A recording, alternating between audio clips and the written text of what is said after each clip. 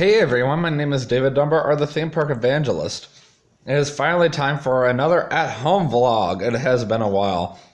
I was planning on doing one yesterday, but unfortunately my brother was at home jamming out to his music, so I never got the chance. I'm not going to mention exactly what he was doing, but I'm just going to mention that Bluetooth speaker right there was up super loud. Even in that side of the house with the door shut, you could still hear it clear as day, and I didn't want to have copyright written all over my video. I'm good, and I didn't also want people to be yelling at me, I can't hear you! There's too much blasted music in the background! So I decided to wait a little bit. So I'm going to do a few at-home vlogs today. I do have a oral presentation in Spanish to do, but this is something I've been wanting to do. Of course, I'm super behind on my movie review for Venom. And also, I am going to do a review on Mickey's Not So Scary Halloween Party now that I've officially been. And just as a friendly reminder, I'm also going to be going to Mickey's Very Merry Christmas Party with TJ in early December, so a little over a month away now. Probably a month and a half-ish. I know Halloween's like 13 days away, so once Halloween clears out, we'll pretty much be in the Christmas season. So think about it that way. I know that the Mickey's Not So Scary ends on Halloween, and Mickey's Very Merry literally begins like not even like a week or so after. But me and TJ agreed that we should go to Mickey's Very Merry like closer to Christmas as possible, but not too close so it's not too expensive and we're not too busy. Because we know the Magic Kingdom will get very busy. And as it is, I'm actually currently waiting to find out when my transfer effective date is for Toy Story Land attractions. And as ironic as it is, Tuesday night when I was at Not So Scary, right after my phone died, which I knew it was going to, as my vlog literally... I finished up my vlog literally right before my phone died, so I couldn't have timed it up any better. And then, of course, Tim actually did show up. That was my surprise. The Tim tracker was my huge surprise. He came while I was in line for Space Mountain with the lights off and waited around for about 40 minutes. And he wanted to go enjoy the event himself, so he left. No, he was not vlogging that night, because it was not originally his intention to come, as he had already come twice this year, and we pretty much pushed him to come 3 times. But on the bright side, he did agree to come with Jen next Tuesday to Boma, but I'm not allowed to vlog because he doesn't usually eat out with other YouTubers. He usually eats out with friends. Yes, Melissa Fast is a good friend of his, but I don't think he and her are close enough that he would be willing to say, sure, I'll eat out with you and you can vlog me. And he doesn't know me at all. I mean, he knows of me, but he doesn't know me. So next Tuesday, I'm really looking forward to get to know the actual Tim tracker. And I can't wait to tell you guys all about all I know about him. So I'm spending the first few minutes, of course, kind of catching you guys up. I know I usually do that with my movie reviews because they're usually super short.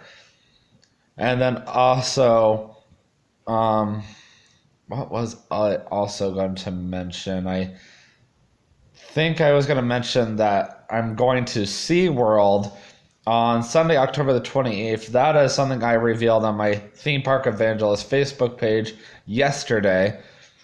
And I got told... Well, I shouldn't say got told, but I got asked if I wanted to go back on Tuesday night. And that was the same exact night I found out I was going to get my transfer over to Toy Story Land. And how funny is it that YouTube would go down and I got a transfer to Toy Story Land attractions, both on the day I went to Mickey's Not So Scary. And my phone was dead the entire time. I didn't even notice, nor did I even care, because my phone was not even available to me anyway, so it didn't make any difference. My phone just alerted me I have a message, but I'm not going to check it because I am vlogging right now. So let's get into that movie review. So yes, I went and saw Venom with my brother back on Saturday.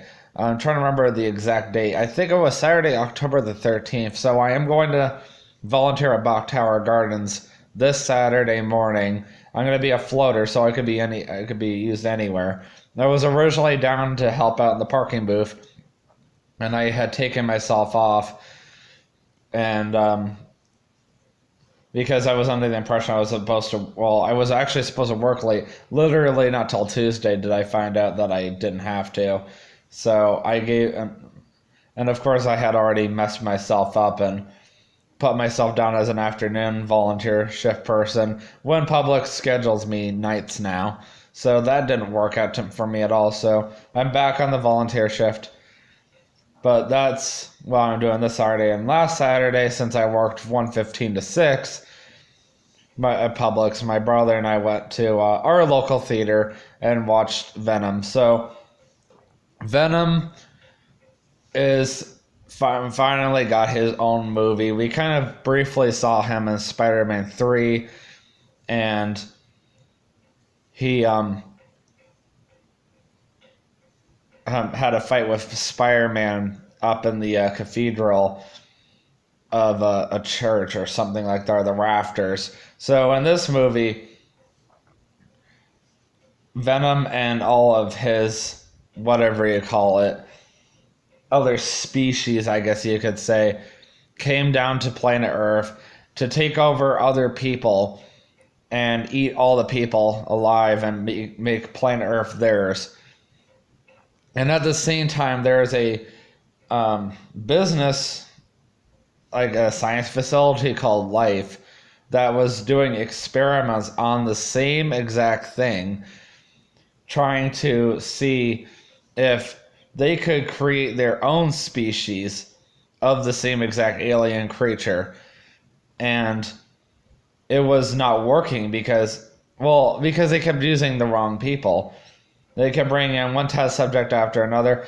The test subject, or the alien, rejected them and ate them alive. So one night, after our main protagonist gets into a major fight with his fiancée, and they both break up, he talks to someone from Life, and he agrees to go down there and find out what is going on and how this place is, how the owner of this place is murdering people. Of course, the guy was like super against the whole idea, because we're going to back up a little bit. So at the very beginning of the movie, so to speak, this guy used to be an interviewer, and he at one point interviewed the owner of Life, and the owner denied everything that was actually true in the interview, because the owner of Life wanted to keep everything a hush-hush secret and didn't want the press to find out anything about it, or the media for that matter. In fact, he was so convincing about it that the interviewer got himself fired. And also, he decided it would be a great idea to snoop into his fiance's confidential files, and he did truly find out that there was stuff going on over there, who also worked for Life. And he tried using that evidence to help fuel his case that he was right and they were wrong. And they refused to believe him, because they were more willing to believe the owner of Life versus his interviewer. So both of them lost their jobs, and he lost her at the same time. He ended up in some crummy apartment. And then Venom comes and finds him and takes him over. And pretty much about 30 minutes, an hour into the movie, finally everybody believes that Venom is an actual species, and this interviewer was telling the truth the whole time. They find out that the owner of Life was truly indeed taking people's lives away from them, as this interviewer was able to break into Life and proof photo evidence. And also we saw what the species was doing to him before Venom actually finally became part of him. And the other funny part about Venom is a species took over the owner of life. See, I don't remember names offhand. And he and the one that had our Venom, the one that was in Tom Hardy's body, so to speak, had a huge fight. Tom Hardy's Venom got burned up for the most part, except for a little bit that remained in him. But nobody had any idea, not even at the end of the movie. And finally, he had his chance to get revenge against this guy that kept breaking into this convenience store that he liked to shop at every night. And he kept this guy that liked to keep taking money from this convenience store clerk just to help himself get through life. So he taught him finally a lesson. So anyways, other than that, guys, that was about it. Overall rating, I would say 9 to 9.5 out of 10. It was incredible.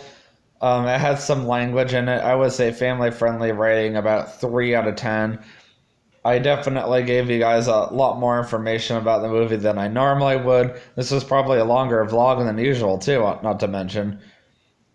But don't go too far, because I'll be filming my next vlog, which is Mickey's Not So Scary Halloween Party.